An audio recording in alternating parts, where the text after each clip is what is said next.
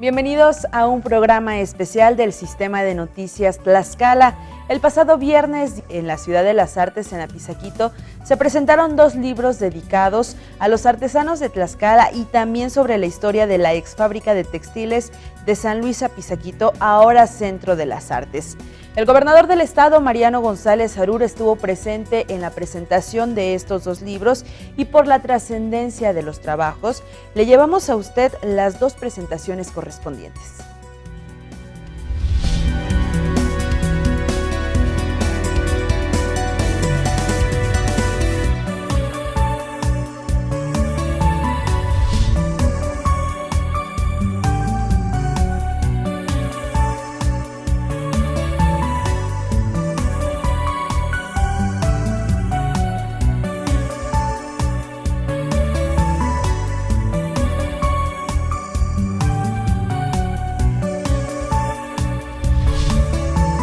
El primer libro, titulado Tlaxcala, lenguaje y tradición del arte popular, se realizó en honor a los artesanos de la entidad y durante este evento también intervinieron la maestra Mari Carmen Serrapuche, Hernán Salas y Sol Rubí de la Borbolla, todos investigadores de la Universidad Nacional Autónoma de México.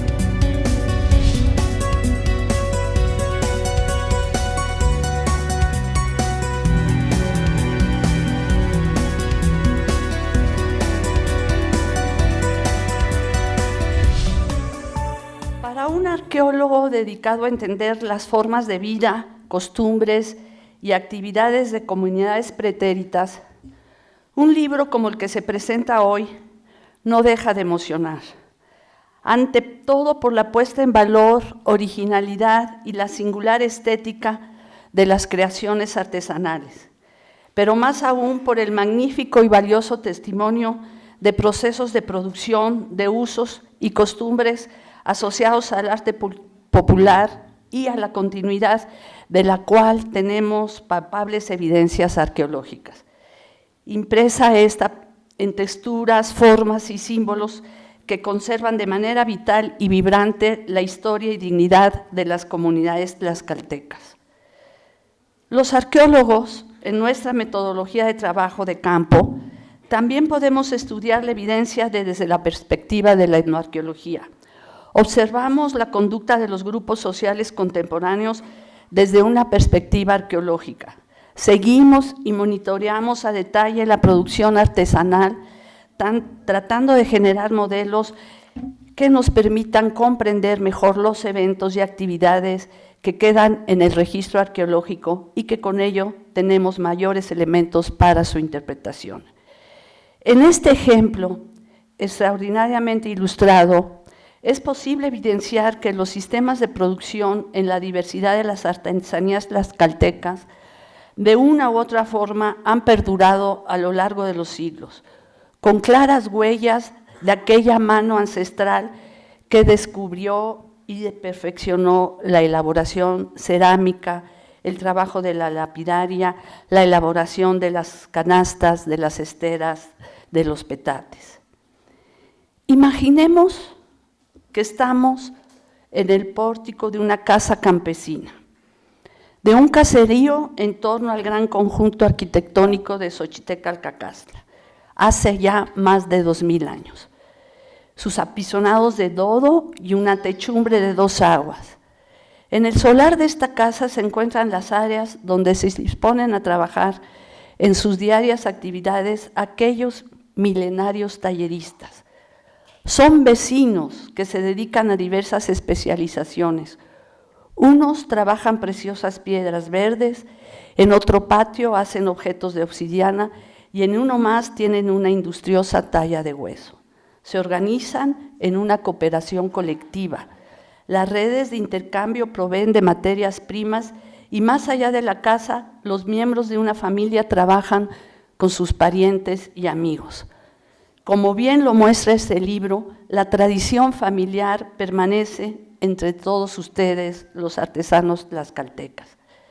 Para ir cerrando este viaje por el patrimonio cultural de Tlaxcala, les quisiera explicar que todo este escenario que he compartido con ustedes proviene de los registros arqueológicos que hemos localizado tanto en el Centro Ceremonial de Xochiteca Cacastla como en sus unidades habitacionales, que reflejan primordialmente los aspectos de la vida diaria, y con esta línea de investigación ha sido factible identificar estas correlaciones entre las actividades y los comportamientos que simbolizan la identidad étnica de los antiguos artesanos tlaxcaltecas.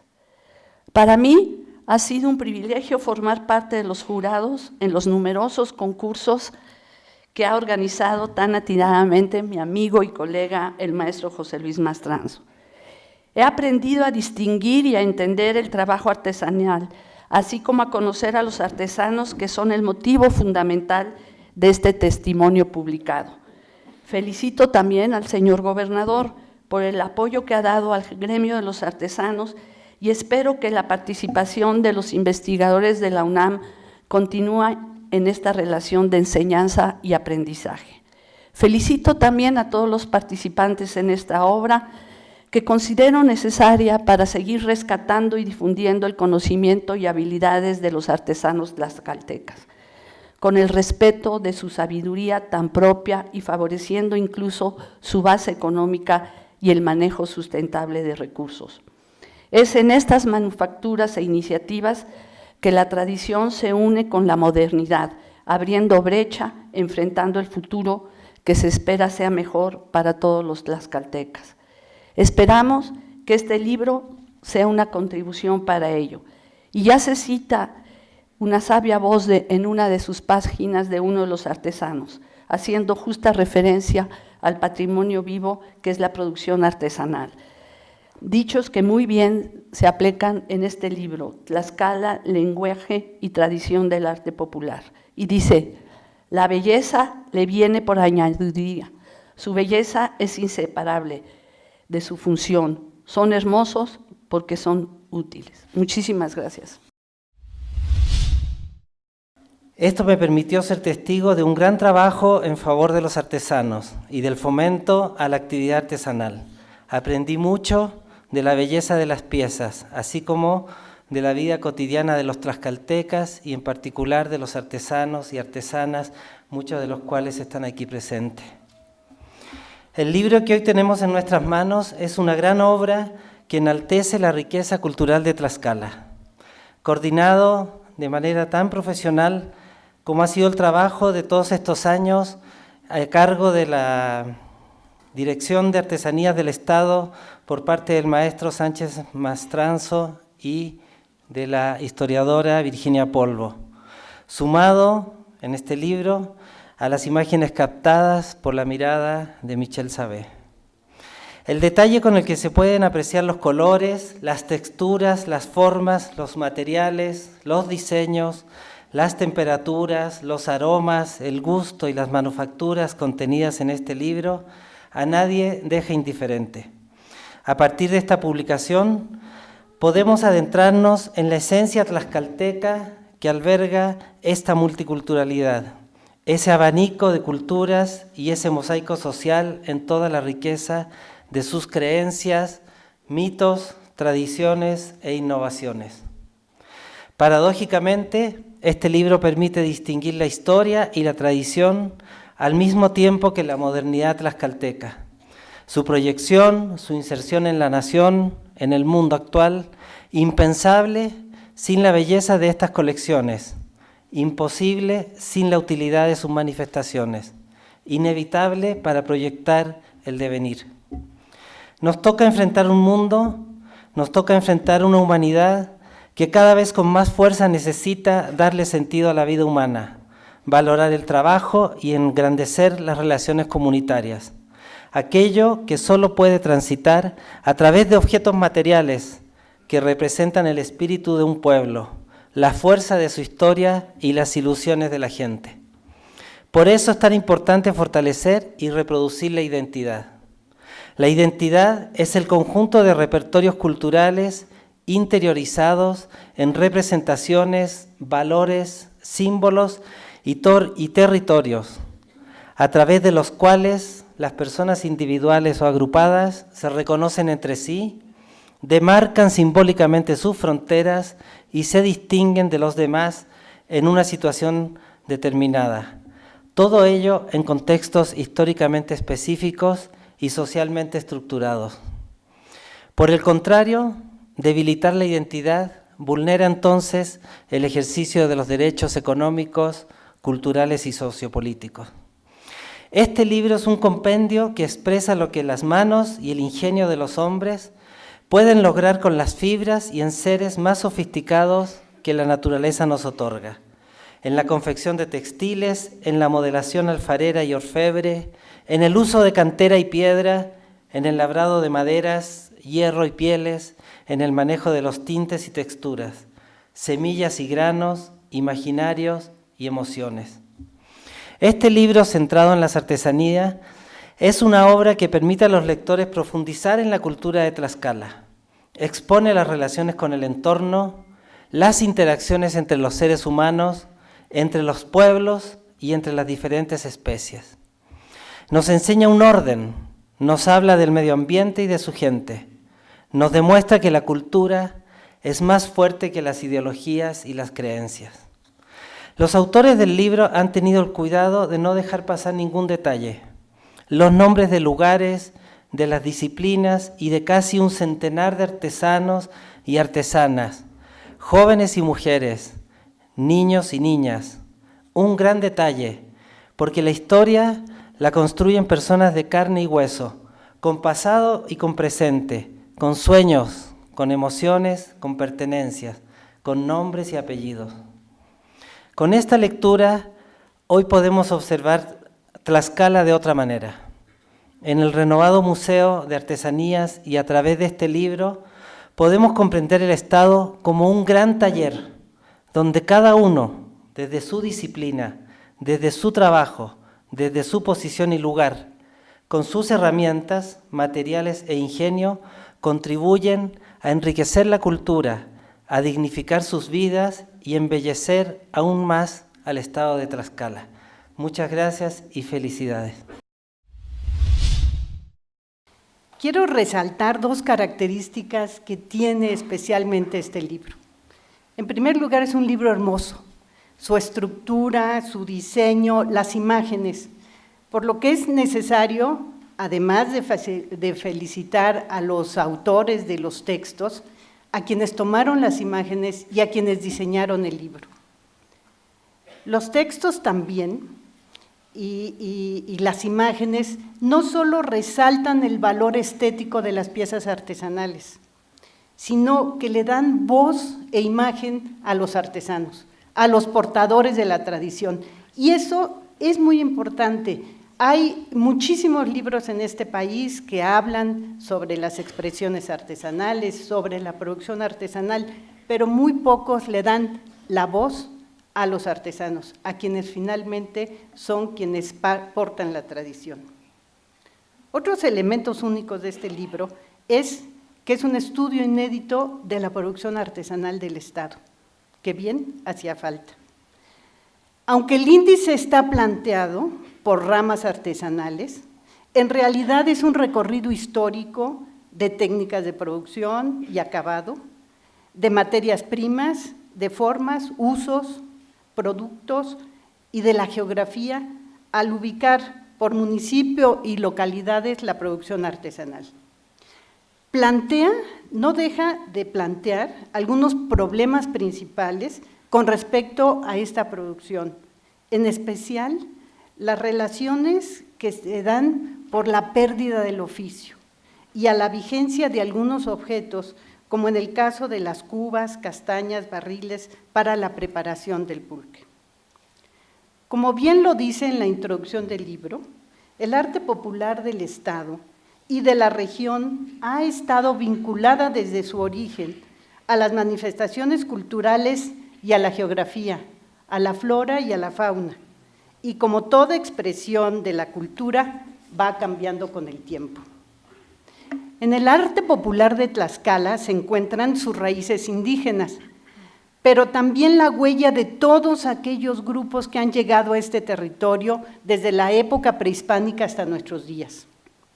Independientemente de la producción en el Estado, de la producción artesanal para usos de la vida cotidiana, de la vida festiva, de la vida ceremonial, de la vida ritual, este libro hace énfasis en ciertas ramas artesanales, en los objetos elaborados con fibras naturales, en los textiles y tejidos y bordados, en la cerámica, en la talla en madera, en la cantería y la lapidaria, en la cerería, en la metalistería y en la joyería. En las diversas especialidades en el libro se documenta la manera en que se da la enseñanza del oficio, a través de la vía oral y el trabajo práctico en el taller.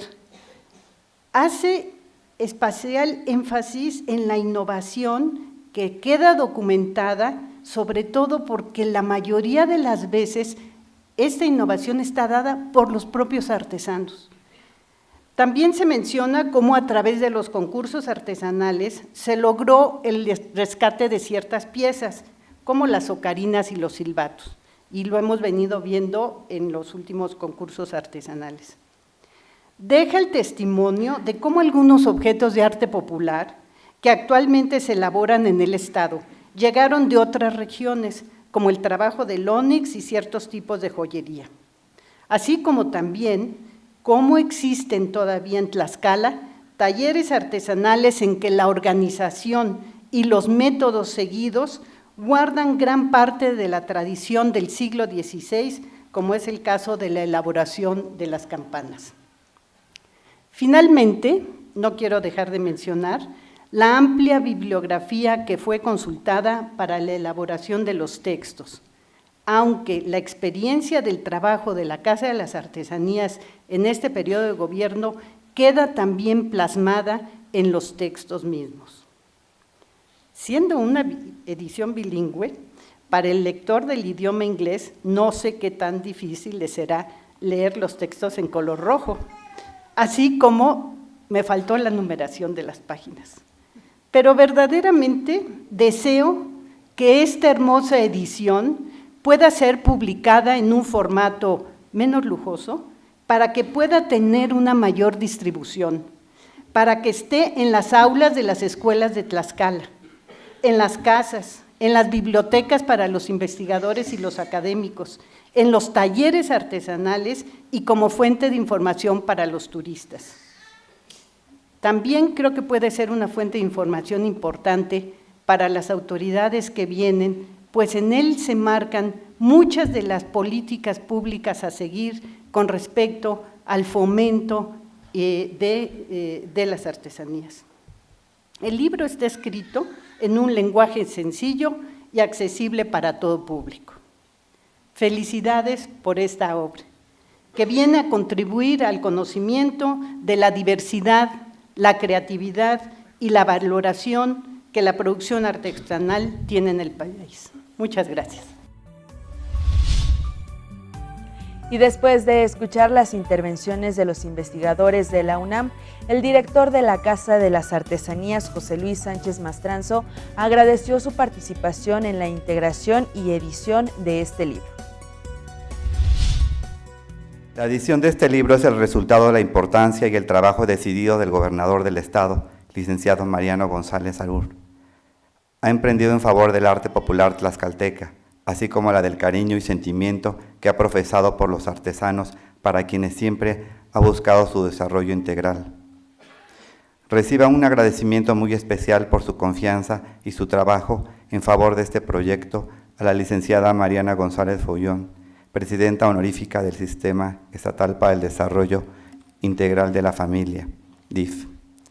Así también los funcionarios como el contador público Jorge Valdés Aguilera, secretario de Finanzas, el licenciado Ubaldo Velázquez Hernández, oficial mayor del gobierno, y así también al licenciado Ariel Lima Pineda, presidente del patronato de la feria, quien nos ha apoyado y acogido dentro de las fiestas del arte popular a través de varios años.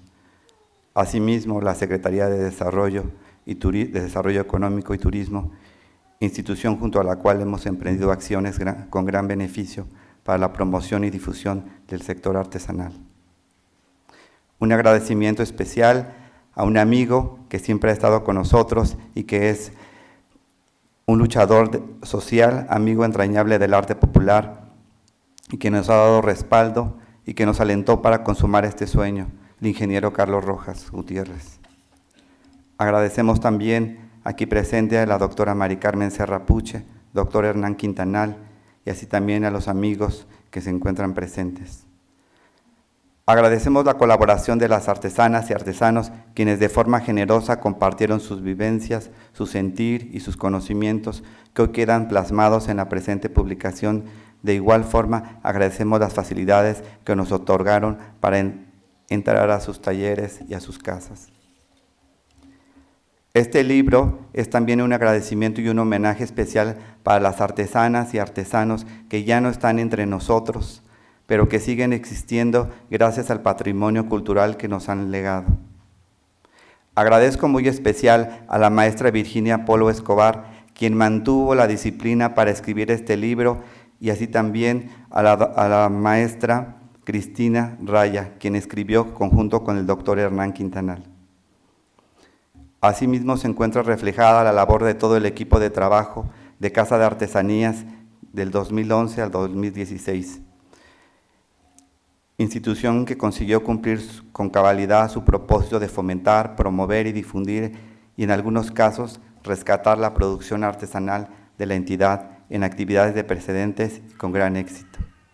Finalmente, y no menos importante, mi agradecimiento a los fotógrafos Michelle Sabé y al fotógrafo Gerardo Landa, al diseñador Carlos Villajuárez y a la traductora Debra Nagao y a la directora comercial de Fogra, quien por su esfuerzo por identificar con este proyecto y por su excelente trabajo para que esta edición saliera a la luz en tiempos cortos. Cabe resaltar que el contenido de este libro es la consumación de 6 años de trabajo en favor de un sector que hoy vive mejores condiciones de vida gracias a que se ha enaltecido su labor. Este libro es motivo de orgullo porque además de que se representa un logro, es también un testimonio que trasciende, que queda para la posteridad, para que las generaciones presentes y futuras conozcan parte de nuestra cultura y de nuestro patrimonio. Agradezco la disposición de los presentadores que se encuentran aquí, los 3 doctores, y así también quiero mencionar algo importante antes de despedirme. Hoy día 16 de diciembre empiezan las posadas, empiezan las vísperas de la Navidad, y así también les quiero decir que es un día muy especial, porque tenemos un sueño, y ese sueño también se creó en Tlaxcala, se creó el apoyo, el beneficio para los artesanos y artesanas. Y ese es el resultado, la conclusión de un documento. Y así también yo doy gracias a Dios porque me encuentro aquí presente al terminar este documento y presentarlo. Muchas gracias por todo ello, y quiero mencionar que el libro es un regalo que nos los hacen para todos. Es un regalo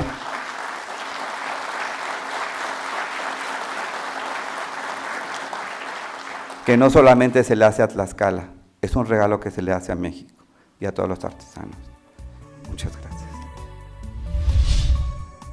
Y para cerrar la presentación, el gobernador del estado, Mariano González Arur, ante artesanos de diferentes puntos de la entidad, resaltó el compromiso que tuvo durante estos 6 años para promocionar el arte popular. Las artesanías representan nuestra historia, nuestra cultura y nuestra tradición, es lo que nos da raíz, lo que nos da raigambre, y son motivo de orgullo para los tlaxcaltecas, y también es una carta extraordinaria de presentación. Por ello, en estos 6 años hemos trabajado de manera conjunta con los artesanos, mujeres y hombres, capacitándolos en rescate de técnicas antiguas, mejora de calidad en el producto e innovación de la producción. También les hemos brindado apoyos para la adquisición de herramientas y materia prima. Hemos difundido su trabajo en diversas exposiciones a nivel nacional e internacional.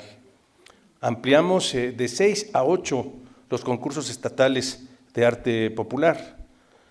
Como reconocimiento a su gran labor, se decidió publicar este libro que describe las principales ramas artesanales de Tlaxcala, como la fibra de maguey y la lechuguilla, el popotillo, la cestería de vara de huejote, álamo, palo dulce y de palma de sotol, así como los tapetes de Huamantla y el tlaxistle de Tizatlán.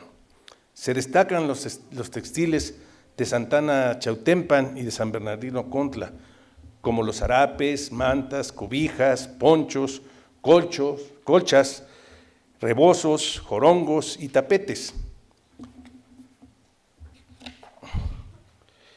Desde luego, el zarape de Saltillo, cuyo origen es tlaxcalteca, porque lo elaboraron las manos tlaxcaltecas en los telares que se llevaron para ir a colonizar el norte del país.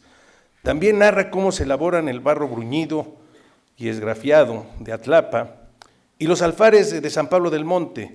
Se muestra la técnica de los bordados otomí de San Juan Ixtenco y nahua de San Isidro Buensuceso. No podían faltar nuestras tradicionales máscaras de huehues y la creatividad de las artesanas que confeccionan los hermosos trajes de carnaval. En tallado de madera destacan las imágenes religiosas, los títeres e instrumentos musicales como el salterio de Alzayanca. Otras artesanías plasmadas son la cerería, la cantería en Xaltocan, el ónix y el mármol en el barrio de San Miguel, en San Pablo del Monte, así como los fundidores de campana de la comunidad del Rosario en Ocotoxco. En las páginas de este libro se entrelazan las historias, las vivencias de nuestros artesanos, con las fotografías, ya lo dijo José Luis Sánchez Mastranzo, de Miguel Sabé y Gerardo Landa, quienes captaron la esencia de cada pieza. Con Tlaxcala, el libro Lenguaje y Tradición del Arte Popular, promovemos y difundimos nuestra entidad, nuestra cultura, como no se había hecho, como no se había realizado nunca antes. Una obra que pretende llegar al más amplio número de lectores y rebasar fronteras e idiomas, por ello los textos se tradujeron al inglés. Agradezco a todos los que coordinaron el esfuerzo, a los que lo escribieron, a los que hicieron el diseño, a todos su participación en la elaboración de esta publicación, que es un gran legado que invita a conocer de cerca a nuestro Estado, que invita a conocer de cerca nuestras raíces, que invita a conocer de cerca a los artesanos, mujeres y hombres. A través de este libro recordamos y guardamos memoria del trabajo de mujeres y hombres que durante siglos han dado identidad a este jirón de la patria, a Tlaxcala. Gracias.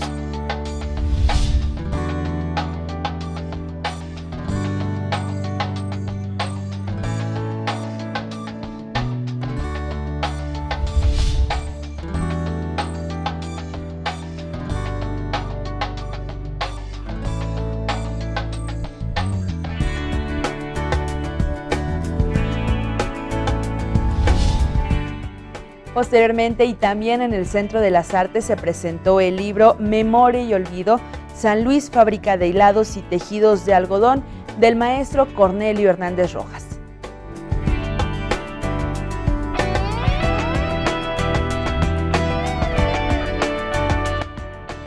Aquí estuvieron presentes integrantes de la familia Solana, propietarios de la fábrica textil, además de extrabajadores de esta factoría. Uno de ellos, don José Hernández Castillo Cheche, quien recordó algunos de los momentos de esta factoría.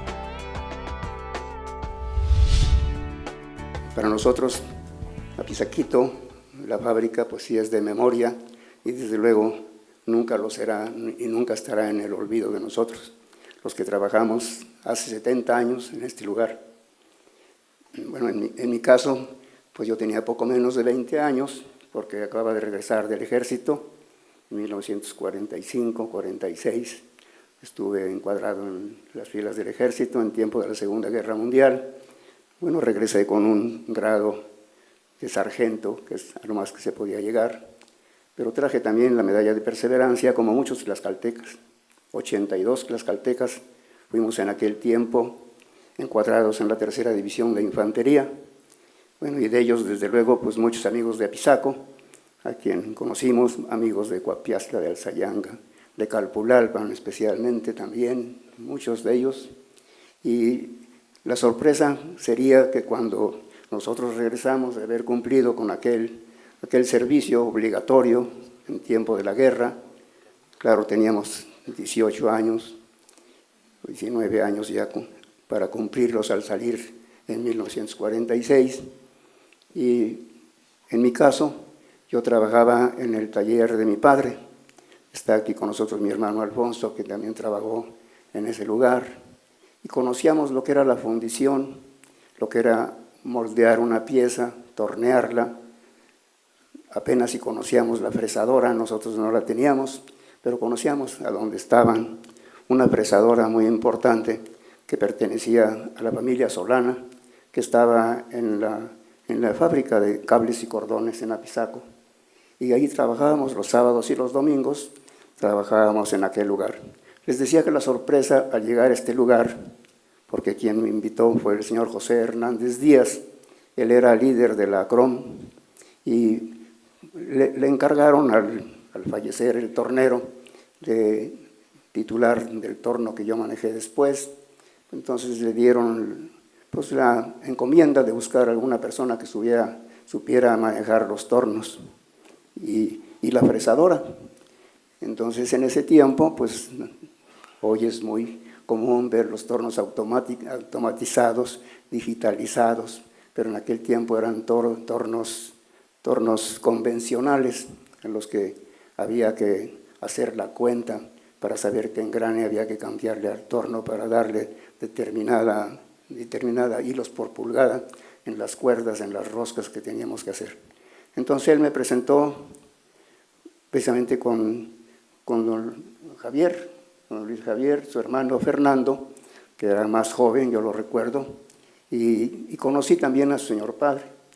Entonces pocas veces asistía él, pero los días que se levantaba la cruz, que era el día de San Luis, todo eso, íbamos a la iglesia de Apizaquito, la que ustedes ven al entrar a esta fábrica, y bueno, ahí conocimos a parte de la familia. Unos de ellos vivían frente a la iglesia, y otros de ellos a donde está hoy el tiro aquel, la chimenea que todos vemos. Bueno, también allí vivía una nieta del señor don Ángel Solana. Tuve el honor también de conocer de vista a su señora esposa, de don Ángel, y a ellos cuando fueron jóvenes también, lógicamente eran más jóvenes, o mucho más jóvenes que su servidor. Pero pues más tarde, antes de platicar algo de la fábrica, también tuve amistad con don Fernando Solana.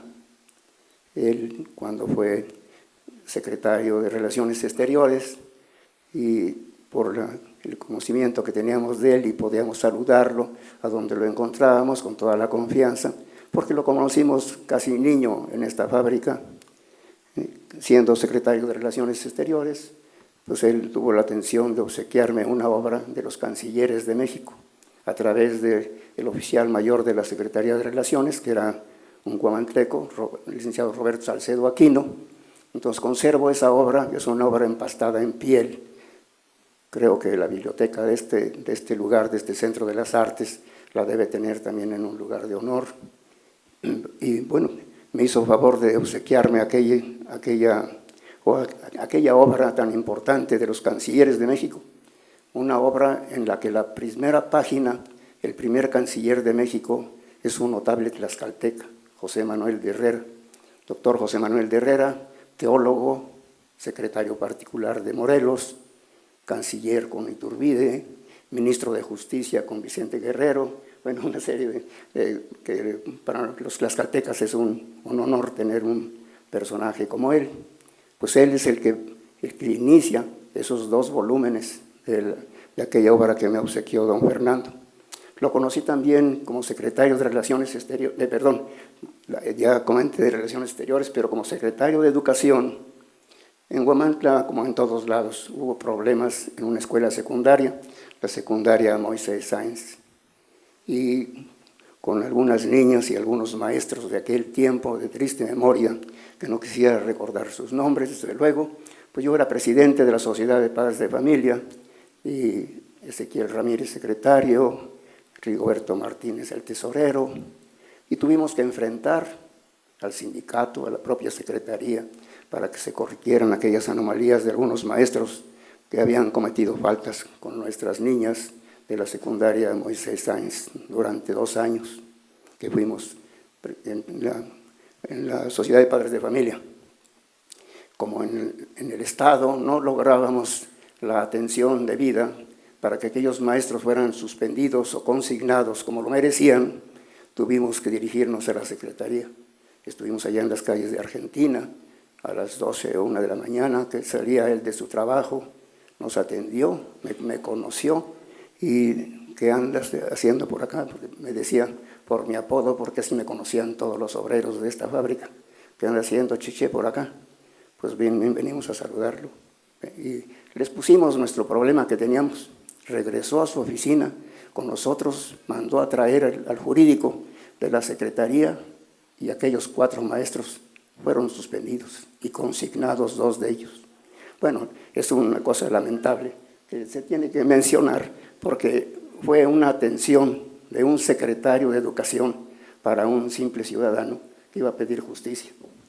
Entonces, además de esto, tuvimos otros, los he conocido, cuando llegaron a esta fábrica, que el señor gobernador presente inició su arreglo, su remodelación, y en aquellos días que todavía estaban los lugares que fueron los talleres llenos de murciélagos y de basura, ahí lo conocí y ahí recordamos cuando él se acercaba a los tornos con el riesgo de que los engranes que estaban descubiertos fueran a lastimar.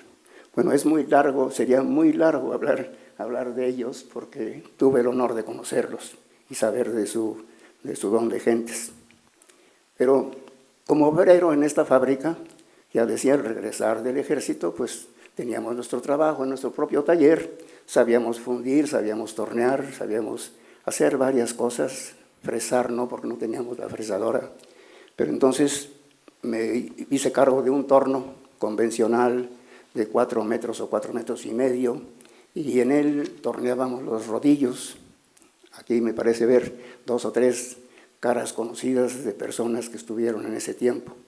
Existimos 13, 14, acaba de fallecer una señora que también fue compañera nuestra en esta fábrica, pero vivimos 13 sobrevivientes que fuimos obreros, algunos fundidores, otros moldeadores, otros fuimos torneros y fresadores. Yo fui tornero en Apizaquito y fresador en cables y cordones. Bien, pues entonces nos tocó conocer la turbina que movía los generadores que producían la energía eléctrica en esta fábrica. No tenía cableado de lugares donde hubiera una planta de luz, entonces era necesario que tuviera una rueda Pelton. La rueda Pelton, recuerdo inclusive la marca Deus Otto, alemana, tenía las chumaceras de metal, de bronce partidas en 2. Cuando esa rueda, que no descansaba de trabajar, sufría algún daño, bueno, yo ya sabía a esa edad cómo se cambiaba un bronce sin necesidad de parar la máquina. Entonces medíamos, hacíamos el bronce con las cejas, y la máquina se paraba máximo 1 hora o 2 horas y continuaba trabajando, porque no podía dejar de trabajar. La rueda Pelton era una turbina encerrada en una caja hermética que recibía el golpe del agua a toda su velocidad a través de un caracol. El caracol, en 2 o 3 ocasiones me tocó cambiarle los remachis porque se filtraba, y bueno, me tenía confianza, en una palabra, el maestro mecánico, el maestro que había fallecido. Claro, ya tenía 70 años, o 70 y tantos años, y yo apenas tenía 20, entonces no era posible que confiaran en un muchacho esos trabajos tan delicados como era la reparación de la rueda Pelton, de la turbina. Entonces yo lo hacía. Bueno, no existen fotografías, pero existen en mi recuerdo, por eso decía que la memoria de este libro es la memoria y no el olvido. Bien, es muy largo comentarles, estamos también entreteniendo al señor gobernador, a los señores invitados, pero yo sí quisiera comentar que en esta fábrica muchos nos formamos con disciplina. Posiblemente don Ángel Solana, quien ya conocía que los nuevos trabajadores de acá habíamos pertenecido al ejército, tenía confianza en la disciplina de cada uno de nosotros y creo que no le quedamos mal ninguno. Hace 2 años asistí a los funerales de uno de los compañeros aquí en la ciudad de, no, perdón, muy cerca de Calpulalpan, en Españita precisamente, y recordamos casi cada una de las máquinas que trabajaban acá. Afortunadamente, en esta remodelación que se hizo, se han respetado muchos elementos históricos de esta fábrica. Están los postes, los remaches, si ustedes pueden observar, son remaches colocados a fuego en cada una de las columnas. Inclusive hay una columna que la dejaron como un monumento en medio de un patio, de un lugar abierto, y es precisamente donde estaban las chumaceras que detenían las transmisiones de los tornos. Ese lugar nos trae mucho recuerdo a varios de los que están aquí, que pertenecieron a ese grupo de obreros, porque pues, era una fábrica modelo.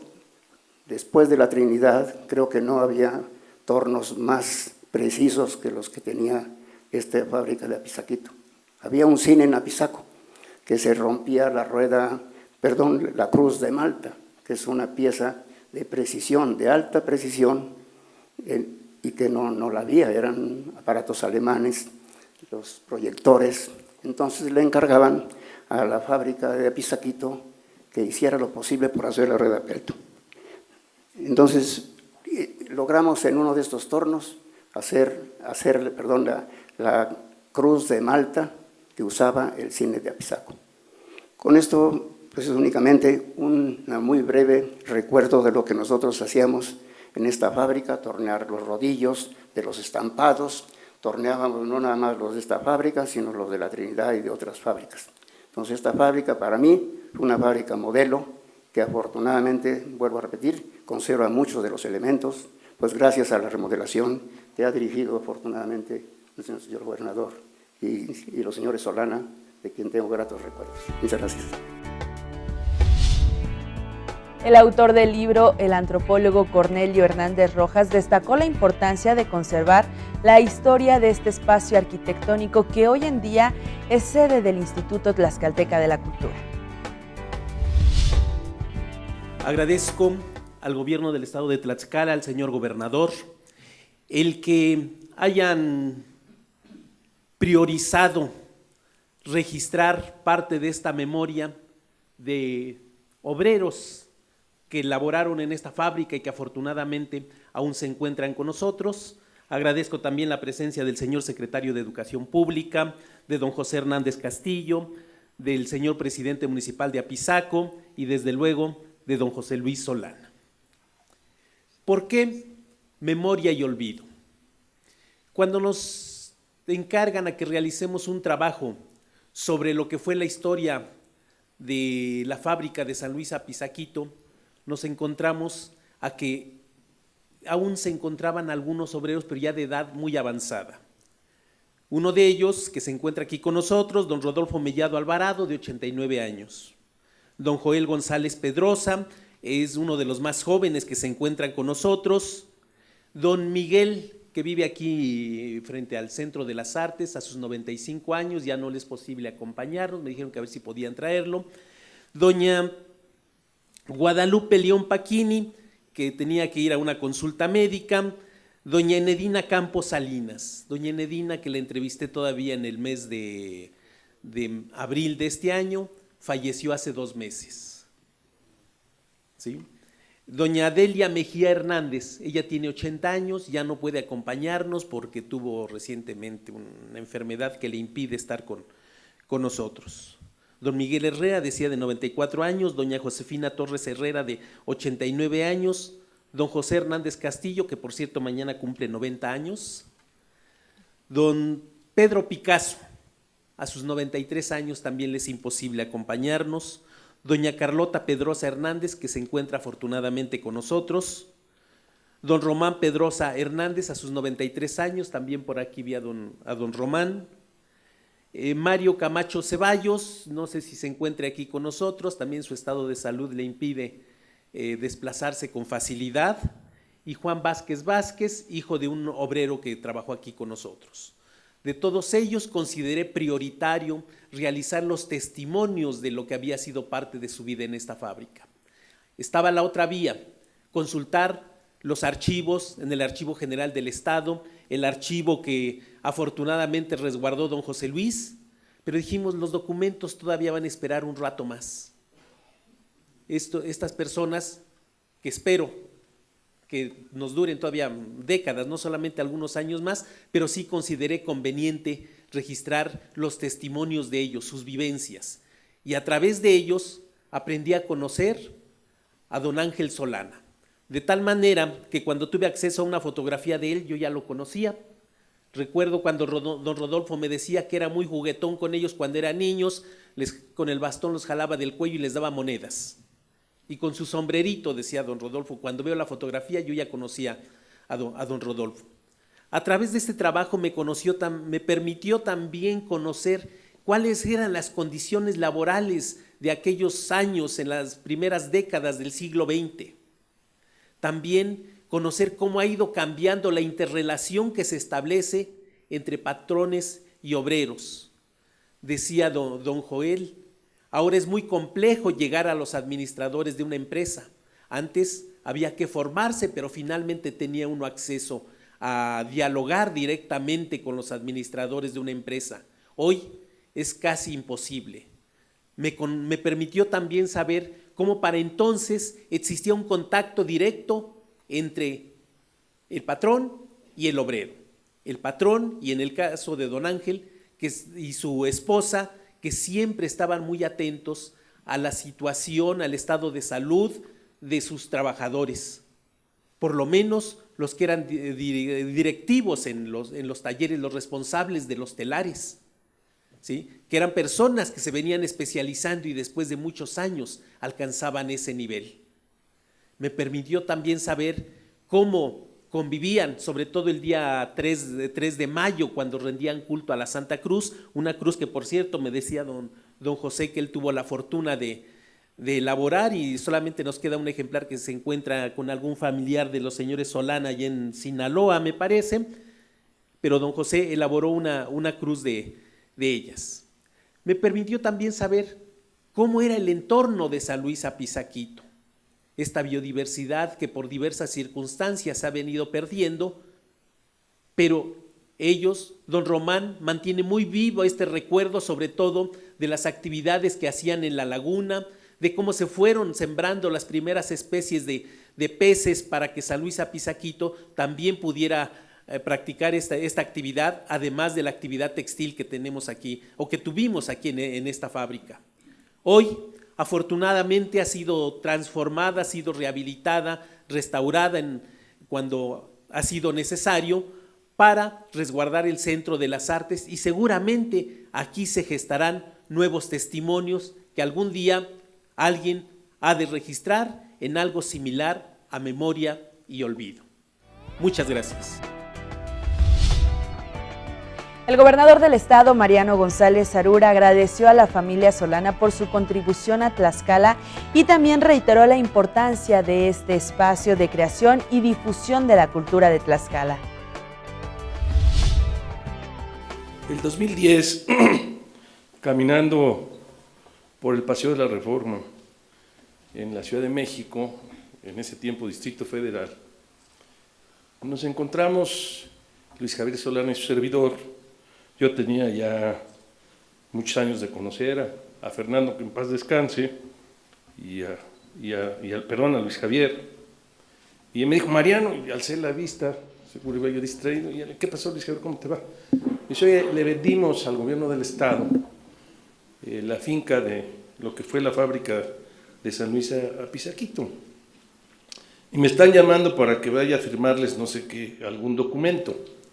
Sé que tú pues ya fuiste electo y no quisiera firmar nada porque es la terminación de un gobierno. Y le dije, mira, no firmes, espera a que tome protesta, me reuniré contigo, platicaremos, pero lo que sí te quiero decir es que yo siempre he sido partidario de recuperar las viejas edificaciones, y es cierto que yo nunca me he construido una casa. Todas las que he comprado, porque además hubo un tiempo que me dediqué a la compraventa de bienes inmuebles, aparte del servicio público, no aquí, sino fuera de aquí, para que no hubiera problemas en el Estado, ¿sí? En el Distrito Federal en ese tiempo. Y todas las casas en las que he vivido, y que han sido de mi propiedad, algunas ya no las tengo, siempre las desarmo y las vuelvo a armar en relación a la instalación eléctrica, hidráulica, sanitarios, techos, y ahí les hago algunas adaptaciones. Déjame pensar que, pero lo que sí te prometo es que haremos una obra importante en ese inmueble.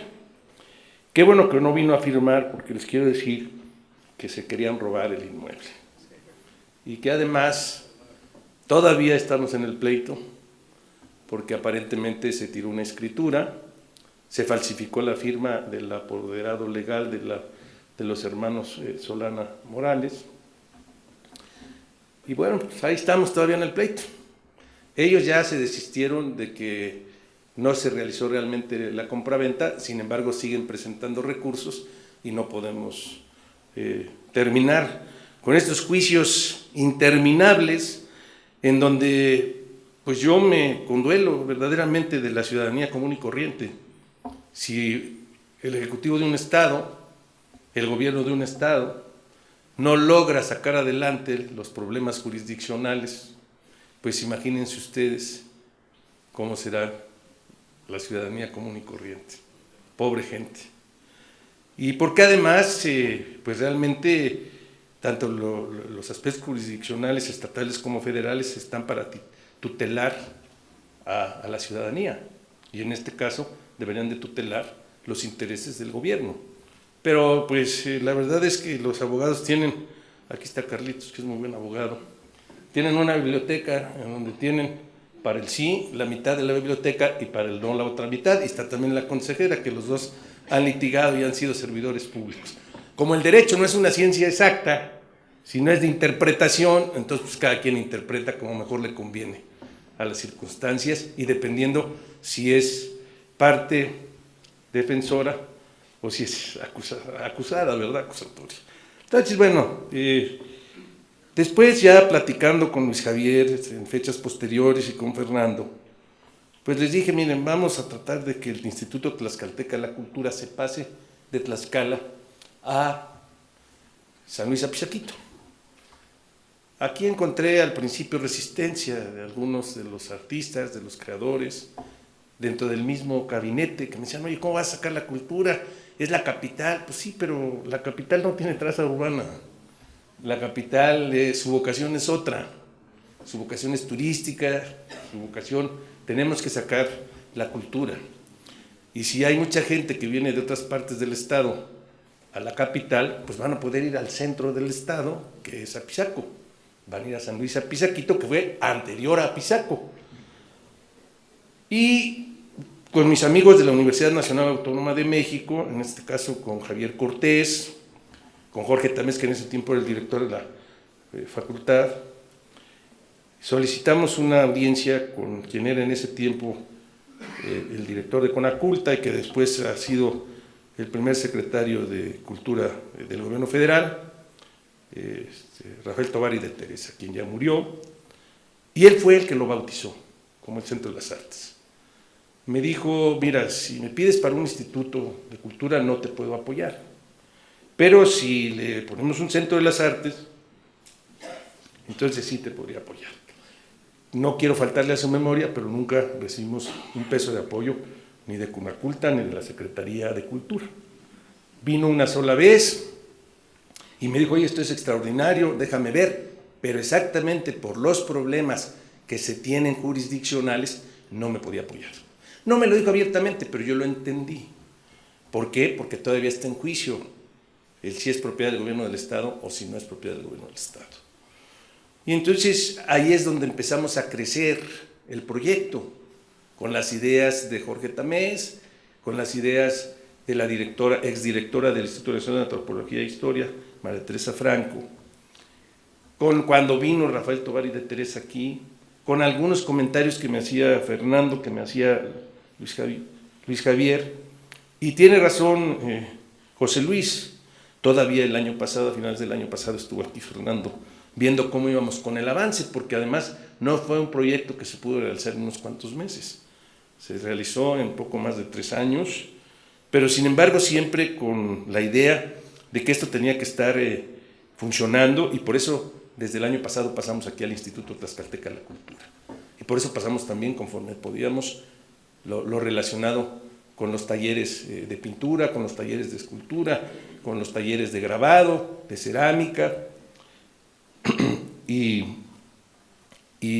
pues aquí ya se han dado muchos talleres, han venido gente del extranjero, nos han hecho comentarios de que probablemente esto no lo encuentran en algunas instalaciones de España, en algunas instalaciones de Francia, y qué bueno, porque esto le va a dar realce, importancia, trascendencia a Tlaxcala, no a su servidor, porque si yo les preguntara, al mismo Tomás le puedo preguntar, ¿quién construyó X escuela? Pues ni se acuerda. O quién construyó el Hospital General de Tlaxcala, y difícilmente alguien me va a decir en qué época se construyó, o quién fue el que lo construyó. La memoria es corta, pero lo importante es que la trascendencia de lo que está en San Luis Apizaquito, del Centro de las Artes, pues iba a ser para futuras generaciones. Y sobre todo Tlaxcala ya se lo merecía. Le reitero el interés fundamental del gobierno que encabeza su amigo Mariano González Arur, era el rescate de esta ex fábrica de hilados y tejidos, San Luis Apizaquito, que no solamente contempló la rehabilitación, restauración y conservación del inmueble, sino también, en este caso, el rescate de su historia a través del libro. La industria textil que se dio en Tlaxcala, que además ya se presentó aquí también el libro del Centro de las Artes, y ahí también está muy bien explicado qué importancia tenía Tlaxcala en la industria textil del país, y pues desde luego aquí en la entidad, pues hizo que nuestro estado fuera considerado como una de las entidades con mayor impulso económico a finales del siglo XIX y principios del XX, pues otras regiones solo sustentaban su economía en la agricultura que practicaban las campesinas o a las haciendas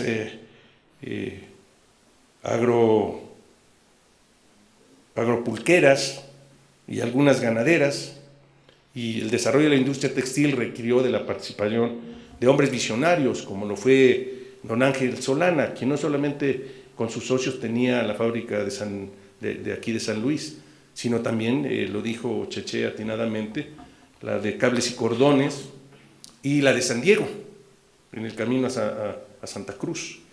O sea que era una gente que tenía mucha visión, él y sus socios. Pero pues lo importante era que la economía de la región estaba floreciente y generaba renombre para la comunidad y empleo para los pobladores de los alrededores, de Tetla, de Tezcalac, de Xalostoc, de Guamáltala, de Zacalco, de Zompantepec, de San Andrés Aguasguatepec. Sí, la vida cotidiana de las comunidades aledañas se transformó con la apertura de esta fábrica y de las otras, ya que, como dijera un extrabajador de este lugar, permitió vivir holgadamente a quienes participaban en cualquiera de las etapas del proceso productivo de esta factoría.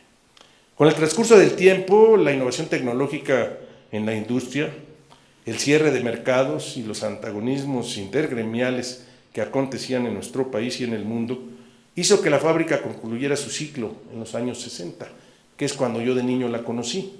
Ya casi no trabajaba, mas sin embargo todavía la mantenían en extraordinarias condiciones, los jardines, la alberca y todo. Estaba todavía con esa importancia que tuvo cuando estaba en plena producción. Era una fábrica que además se significaba por los estampados que no tenían otras fábricas ni de la región de Tlaxcala ni de la de Puebla. Es con acciones comprometidas del gobierno que encabeza su amigo y el apoyo invaluable de la Universidad Nacional Autónoma de México y desde luego de la familia Solana, que hemos logrado que a partir de este año, dentro de sus muros, se albergue el Centro de las Artes de Tlaxcala.